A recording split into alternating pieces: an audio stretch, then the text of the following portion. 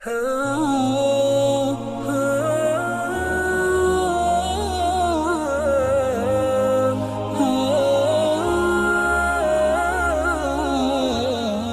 ونصلي على رسوله الكريم اما بعد فاعوذ باللہ من الشیطان الرجیم بسم اللہ الرحمن الرحیم۔ السلام علیکم ورحمۃ اللہ وبرکاتہ۔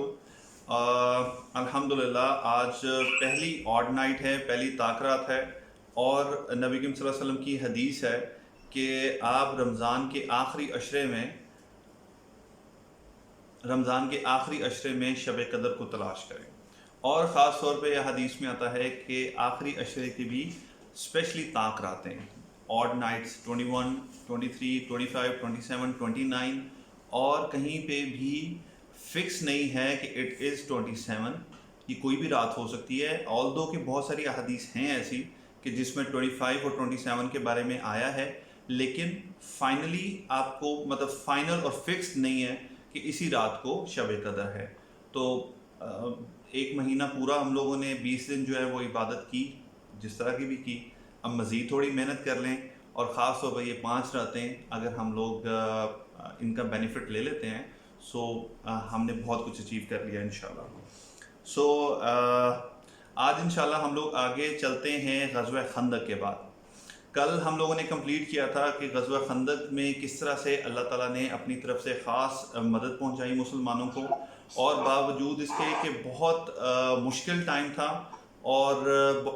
بہت سارے لوگ جو ہیں، بہت سارے قبیلے جو ہیں اپنی پوری فورس کے ساتھ آ کے مسلمانوں پہ اٹیک ہوئے تھے،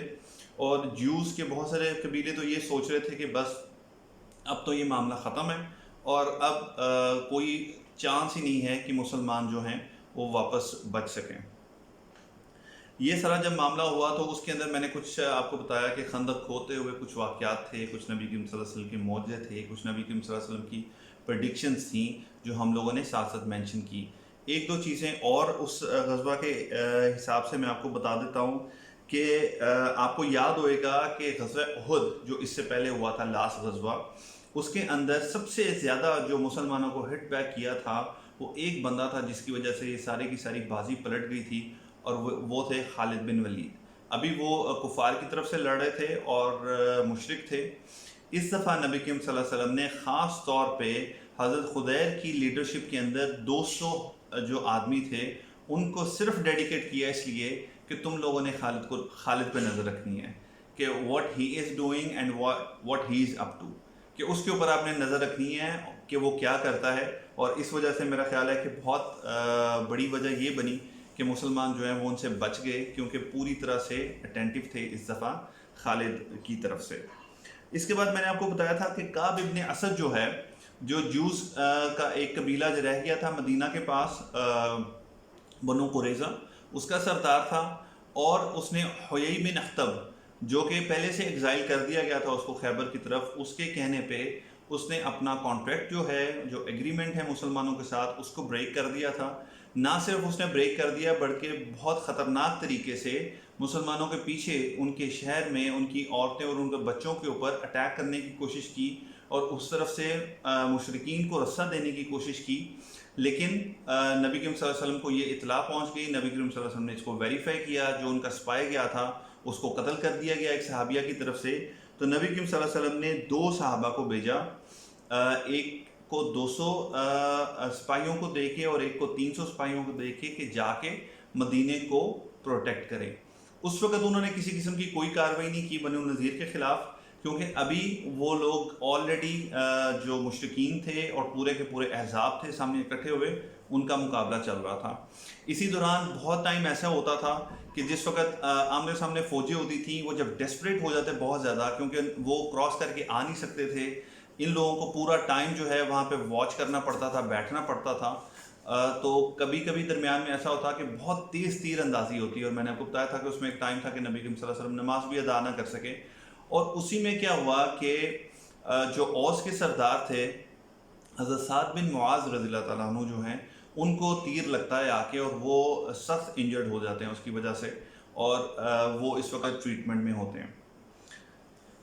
اس کے بعد جب یہ سارا کا سارا معاملہ ہو گیا، اللہ تعالیٰ نے اپنی طرف سے خاص مدد جو ہے مسلمانوں کو بھیجی. تیز ہوا کی وجہ سے خیمے اکھڑ گئے، اور ٹھنڈ کی وجہ سے وہ لوگ سروائیو نہیں کر پا رہے کیونکہ وہ اس موسم کے عادی نہیں تھے. تو قریش جو ہیں وہ آہستہ آہستہ، اور میں نے آپ کو یہ بھی بتایا تھا کہ ایک اور صحابی تھے جن کے بارے میں ابھی پتہ نہیں تھا کہ وہ مسلمان ہو چکے ہیں، اور قبیلہ غطفان سے تھے، اور انہوں نے جا کے اس طرح کی اسٹریٹجی کی، باتیں کی کہ ان کے درمیان میں آپس میں وہ لوگ لڑ پڑے. وہ اتحاد بھی نہ رہا، جس کی وجہ سے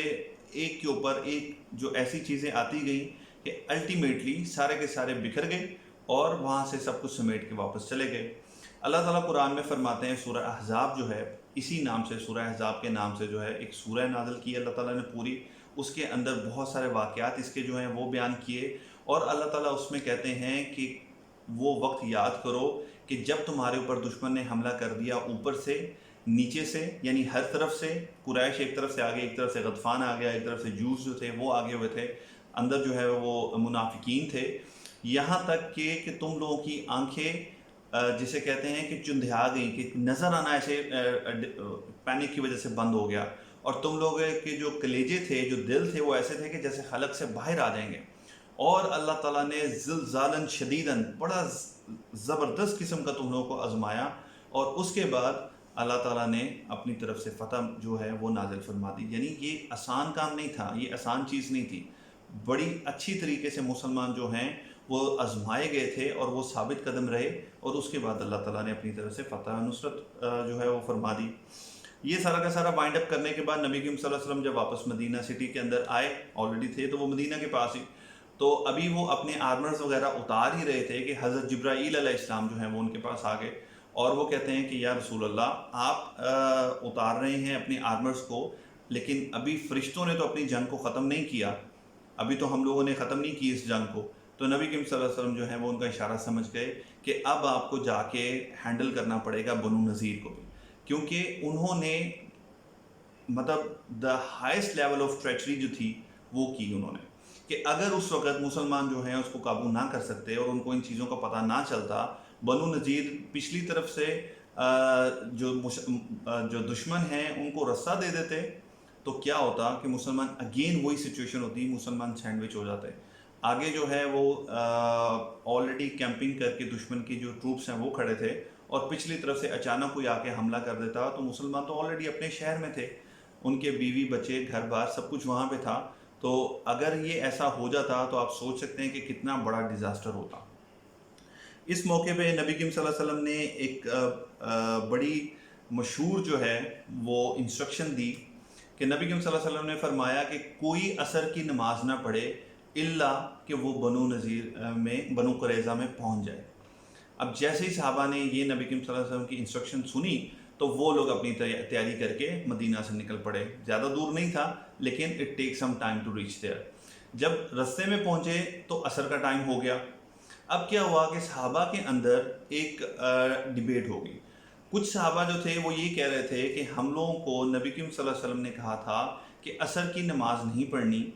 اور اب حالانکہ اگر ہم ٹریول کرتے رہیں گے تو عصر کا ٹائم نکل جائے گا، عصر قضا ہو جائے گی، تو ہم لوگ نماز پڑھ لیتے ہیں اور پھر آگے چلتے ہیں. دوسرا گروپ یہ کہہ رہا تھا کہ آج جو نماز کا ٹائم ہے وہ وقت کے ساتھ ٹائی اپ نہیں ہے، آج نماز جو ہے وہ بنو قریظہ میں ہی ہے، کیونکہ نبی کریم صلی اللہ علیہ وسلم نے آرڈر کر دیا ہے. تو چاہے نماز قضا ہوتی ہے یا جو بھی ہوتی ہے، نبی کریم صلی اللہ علیہ وسلم نے کہا تھا کہ بنو قریظہ میں پہنچ کے آپ نے نماز پڑھنی ہے، تو ہم بنو قریظہ میں جا کے نماز پڑھیں گے. اب یہ جب ڈسپیوٹ ہو گیا تو اس میں سے کچھ لوگ جو تھے انہوں نے آپس میں ایگری کر لیا کہ ٹھیک ہے ہم لوگ یہاں پہ نماز ادا کرتے ہیں اور آپ لوگ جو ہے وہ کنٹینیو کریں. اور بائی دا ٹائم یہ لوگ وہاں پہ پہنچے اور انہوں نے نماز پڑھی تو پیچھے سے جو پیچھے گروپ رہ گیا تھا، مطلب ایک ہی ٹائم میں دونوں وہاں پہ نماز پڑھنے کے بعد پہنچ چکے تھے. اس کے بعد نبی کریم صلی اللہ علیہ وسلم جب وہاں پہ آتے ہیں تو سب ان کو نبی کریم صلی اللہ علیہ وسلم کے پاس جاتے ہیں اور یہ پورا معاملہ جو ہے وہ بتاتے ہیں. And the strange thing is, نبی کریم صلی اللہ علیہ وسلم ان کو کہتے ہیں کہ دونوں حق پہ ہو اور دونوں ٹھیک ہو، کیونکہ مقصد دونوں کا کیا تھا کہ ایک نے اسپرٹ آف دا انسٹرکشن لیا، ایک نے لٹرل میننگ لیا، لیکن پرپس دونوں کا کیا تھا کہ ہم لوگ اوبے کریں نبی کریم صلی اللہ علیہ وسلم کو، ان کو ڈس اوبے نہ کر سکیں. تو اس لیے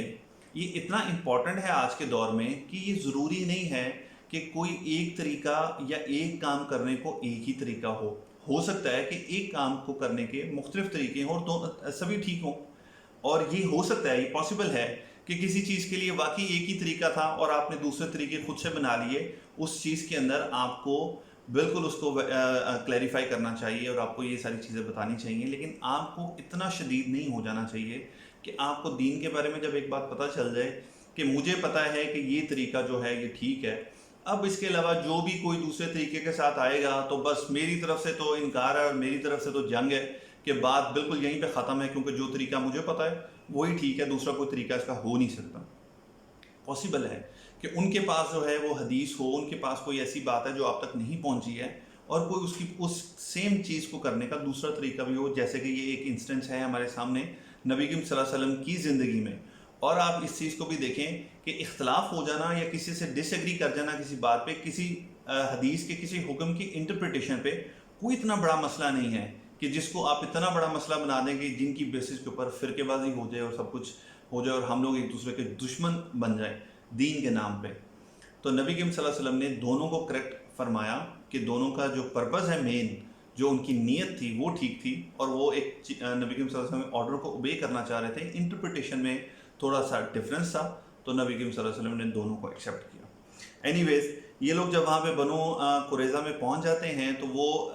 بسیج کر لیتے ہیں پورے کے پورے فورٹ کو. یہ لوگ فورٹیفائڈ ہو جاتے ہیں. آلریڈی دو جو قبیلے ہیں ان کی مثال ان کے سامنے ہوتی ہے، لیکن بیسیکلی دے سروائیوڈ دا موسٹ. 25 راتیں جو ہیں نبی کریم صلی اللہ علیہ وسلم ان کا محاصرہ کیے رکھتے ہیں. اس کے بعد یہ لوگ کیا ہوتے ہیں کہ ان لوگوں کو کوشش کرنا شروع کر دیتے ہیں، نبی کریم صلی اللہ علیہ وسلم کے ساتھ بات چیت کرنا شروع کر دیتے ہیں کہ کسی طرح ہم لوگ کہیں بھی سیٹلمنٹ ہو جائے ہماری. اور وہ آفر کرتے ہیں کہ جو آپ نے بنو قینقاع کے ساتھ کیا تھا آپ ہمارے ساتھ وہ معاملہ کر دیں. نبی کریم صلی اللہ علیہ وسلم ریفیوز کر دیتے ہیں. پھر وہ کہتے ہیں کہ آپ نے جو بنو نذیر کے ساتھ کیا تھا وہی ہم لوگوں کو آپ ڈیل دے دیں. نبی کریم صلی اللہ علیہ وسلم انکار کر دیتے ہیں. کیوں؟ کیونکہ اس دفعہ تو ان کا اتنا اوپن جو اٹیمپٹ تھی وہ تھی مسلمانوں کے خلاف کہ اگر وہ کامیاب کہیں ہو جاتی تو it was going to be a big disaster. پورا کا پورا جو ہے مسلمان جو کمیونٹی ہے وہ کرش ہو جاتی. تو یہ بات بہت بڑی تھی، یہ چھوٹی بات نہیں تھی. تو اس طرح یہ بیک اینڈ فورتھ جو ہے یہ چلتا رہا، باتیں ہوتی رہیں. نبی کریم صلی اللہ علیہ وسلم نے کیا کیا کہ ابو لبابہ ابن عبد المنذر ایک صحابی ہیں ان کو بھیجا، کیونکہ وہ آلریڈی ان کے الائی بھی تھے اور ان کے کچھ رشتہ داریاں وغیرہ بھی تھیں اس قبیلے کے ساتھ. تو نبی کریم صلی اللہ علیہ وسلم نے ان سے بات کرنے کے لیے ان کو بھیجا. اب ایک غلطی ان سے یہ ہو گئی ابو لبابہ سے کہ جب وہ گئے وہاں پہ تو جو جوس تھے انہوں نے پوچھا کہ ابو لبابہ تمہارا کیا مشورہ ہے اس بارے میں، تم کیا کہتے ہو؟ تو ابو لبابہ نے کیا کیا کہ ہاتھ سے اشارہ کر دیا کہ یعنی کہ تمہیں ایگزیکیوٹ کیا جائے گا، کیونکہ جتنا بڑا ان کا جرم تھا اس کی سزا تو یہی بنتی ہے. لیکن ابھی بات چل رہی تھی، لیکن فوراً ہی انہیں ریئلائز کیا کہ میرے سے بہت بڑی غلطی ہو گئی ہے کہ ایک طرح سے میں نے نبی کریم صلی اللہ علیہ وسلم کا جو ایک راز ہے کہ جو ہم لوگوں کی آپس کی ڈسکشن ہے وہ میں نے ریویل کر دی ہے. تو وہ کیا کرتے ہیں، جیسے ہی ان کو یہ چیز ریئلائز ہوتی ہے وہ وہاں سے نکلتے ہیں اور بجائے نبی کریم صلی اللہ علیہ وسلم کے پاس آنے کے سیدھا مدینہ میں جاتے ہیں، مسجد نبوی میں، اور ایک پلر کے ساتھ اپنے آپ کو باندھ لیتے ہیں کہ مجھے نبی کریم صلی اللہ علیہ وسلم ہی آ کے اب یہاں سے کھولیں گے، نہیں تو میری جتنی بڑی غلطی ہوگی ہے میں یہاں پہ اپنے آپ کو باندھوں گا اور توبہ اور استغفار کروں گا. جب نبی کریم صلی اللہ علیہ وسلم کو ان کے بارے میں پتہ چلا تو نبی کریم صلی اللہ علیہ وسلم نے کہا کہ اگر وہ میرے پاس آ جاتا تو میں اس کی بخشش کے لیے دعا کرتا، اس کو معاف کر دیتا. لیکن اب چونکہ وہ خود وہاں پہ چلا گیا اور اس نے خود اپنے لیے یہ راستہ چنا ہے تو اب ہم ویٹ کریں گے کہ اللہ تعالیٰ اس کے بارے میں کیا وحی نازل کرتے ہیں. تو ابو لبابہ کے بعد کیا ہوا کہ جوز کو یاد تھا کہ لاسٹ ٹائم جب معاملہ ہوا تھا یہ والا تو اس وقت عبداللہ بن ابی جو ہے وہ آیا اور اس کی وجہ سے نبی کریم صلی اللہ علیہ وسلم نے بنو نذیر کو نکال دیا اور وہاں پہ ان کو ایگزائل کر دیا. تو انہوں